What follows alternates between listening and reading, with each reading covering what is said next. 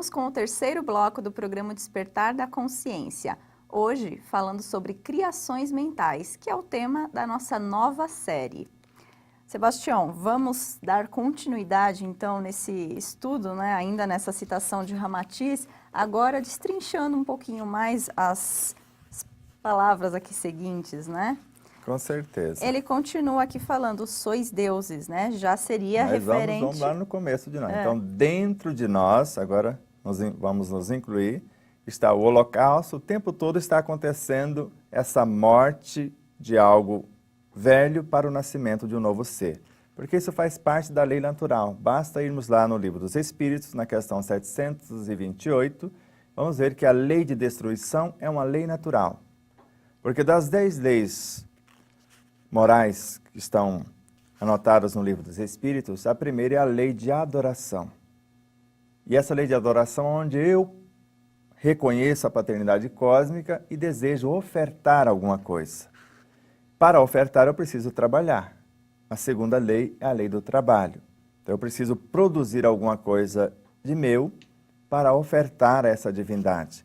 A divindade aqui, no caso, é a minha própria consciência, o Deus interno. Para isto, eu preciso criar a lei de criação. Então, a lei de reprodução. Eu vou criar, eu vou reproduzir alguma coisa em mim.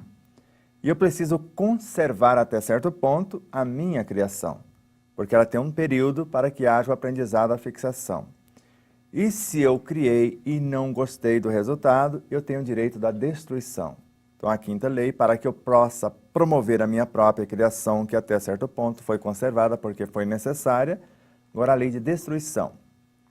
E quando nós destruímos uma forma, sobra milhares, milhões de pedacinhos, como se fosse uma grande sociedade. Por isso, a sexta lei é a lei de sociedade, para que todos esses seres, principalmente como Ramatiz na obra Sob a Luz do Espiritismo, quando ele narra que mais de 70% do nosso corpo é constituído de vírus, de vermes, de micróbios, de ultravírus, e são esses seres que sustentam o nosso corpo. Até uma altura eu matava esses seres pensando que eles eram inimigos.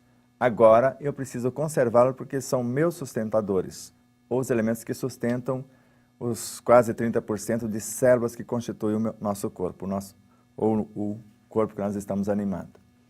E na sequência, a lei do progresso, porque essa sociedade de vidas psicofísicas e espirituais precisam progredir. E não há sociedade que progrida sem a lei de igualdade, onde todos terão o mesmo começo, as mesmas oportunidades, ou terão também a mesma destinação. Mas isso não pode dar certo, essa igualdade, se não tivermos a liberdade para escolher se eu vou para o holocausto, para a oblação, o ritual ou a magia. Então eu vou ver onde eu me encaixo. Se eu já tenho as aptidões desenvolvidas, eu posso começar por qualquer uma das etapas. E as 10 leis, ou melhor, essas 9, são sintetizadas numa única final. A lei de justiça, amor e caridade. Porque não pode haver justiça sem essas partes anteriores. Justiça sem amor não dá certo. E amor na ação é a caridade. E a caridade começa pela sublimação do ser. Por isso, dentro de vós está o holocausto, a oblação, o ritual, a magia. Sois deuses. E agora? É isso que nos configura, então, neste sois deuses. Exatamente. Por ter todos esses potenciais. Mas agora vamos ver para frente o que nos aguarda. Segundo Jesus, somos deuses. E agora? Então, propiciai-vos a vós mesmos o gesto sadio de permitir o crescimento de vossas sagradas potencialidades latentes. Então agora nós vamos propiciar a nós mesmos essas oportunidades de exercitar. O que seriam essas potencialidades latentes? Vamos lembrar de Leon Denis, que está logo aqui no começo do livro, quando ele recomenda-nos a aprender a abrir, a folhear. Página 20, para quem quiser nos acompanhar. Exato. Então, leia aí só a citação de Leon Denis. Aprendei a abrir, a folhear, a ler o livro oculto em vós, o livro das metamorfoses do ser. Ele vos dirá o que tendes sido e o que sereis. Ensinar-vos-á o maior dos mistérios, a criação do eu, pelo esforço constante, a ação soberana, que no pensamento silencioso faz germinar a obra, e segundo vossas aptidões, vosso gênero de talento, far-vos-á pintar as telas mais encantadoras, esculpir as mais ideais formas, compor as sinfonias mais harmoniosas, escrever as páginas mais brilhantes, realizar os mais belos poemas. E aí segue esse poema belíssimo, que a obra de Leon Denis é um verdadeiro poema, assim como de Miramês e outros. Então nós vamos propiciar a nós mesmos essas oportunidades de aprender a abrir, a folhear, a ler o livro oculto em nós. Isso é a nossa consciência. Quando lemos na obra O Livro dos Espíritos, na questão 918, o verdadeiro homem de bem é aquele que pratica a lei de justiça, amor e caridade na sua maior pureza. Maior pureza é respeitar a divindade em todas as suas expressões, desde o micro ao macro elemento. Interrogar a consciência para ver se não violou essa lei. Então, esse livro oculto é a consciência que sintetiza todas as nossas vivências. Como fazer isso? Eu preciso apresentar uma proposta. Ou o holocausto, fala, eu desejo recriar o meu universo.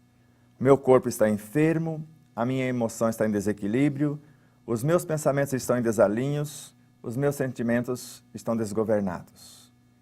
A partir do momento que eu decido, como alma encarnada, fazer esse holocausto, transformar esse fogo devorador que vai reorganizar todos esses universos, eu apresento também a minha proposta, o que eu quero ofertar nessa oblação.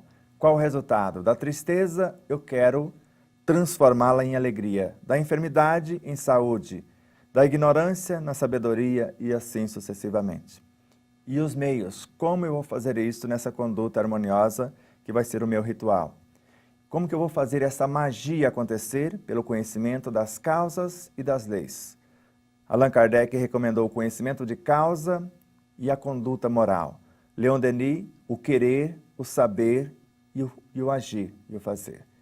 Então nós vamos perceber, então, propiciai-vos a vós mesmos. Eu vou propiciar a mim mesmo o gesto sadio de permitir o meu crescimento e das minhas potencialidades latentes, que são imensuráveis. Emmanuel, na obra Pão Nosso, na lição 158, o governo interno, ele narra que existe uma vasta rede de potenciais responsável pelo nosso progresso e pela nossa sublimação. Então, uma vasta rede de potenciais de progresso e sublimação na mente, esperando o trabalho ou reclamando o trabalho. Basta eu dar um start, a ordem, o que eu quero fazer. Eu quero construir ou reorganizar.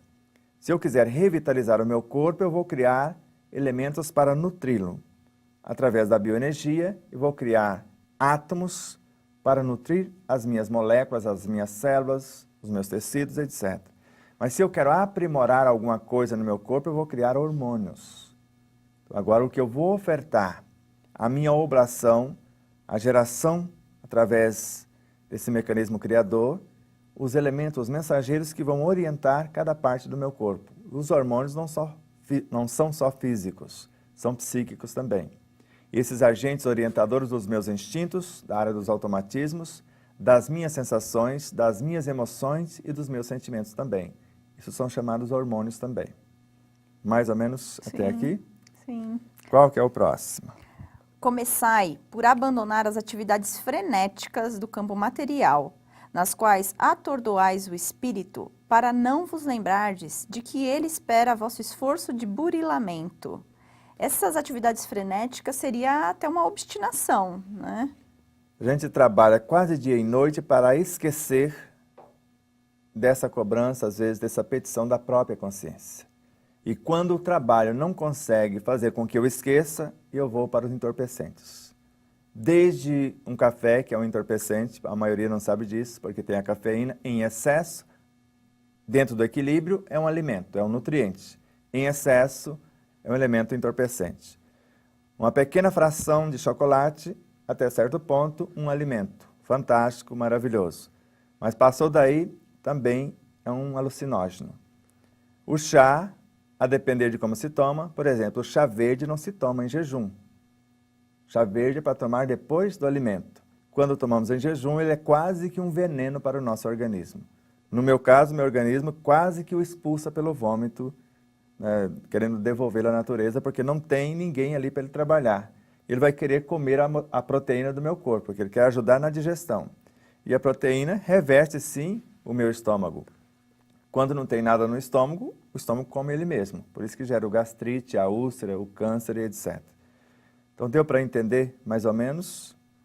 Sim. Está muito confuso? Não, deu para entender, sim, mas eu Então, gostaria... as atividades frenéticas, mais uma coisa. Então, não dá certo, eu vou para o tabagismo, para entorpecer a consciência ativa, para que eu não saiba do subconsciente o que ele está fazendo ou do inconsciente e continue alheio à situação.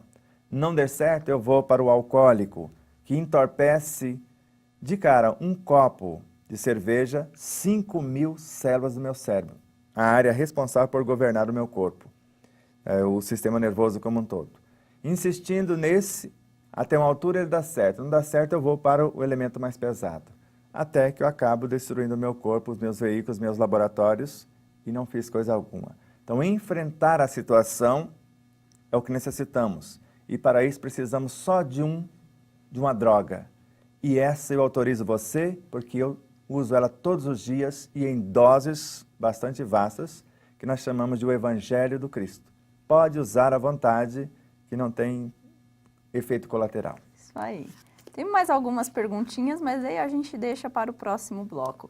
E você que está aí acompanhando o nosso programa, quiser adquirir também o seu exemplar do Despertar da Consciência do Átomo ao Anjo, que está na sua 4ª edição, é só você estar ligando para Neuza Marques no telefone 11 2455 8138. Ou você também pode estar entrando no nosso site, o despertardaconsciência.com.br. Vamos agora então para um rápido intervalo e já voltamos. Continue conosco. Música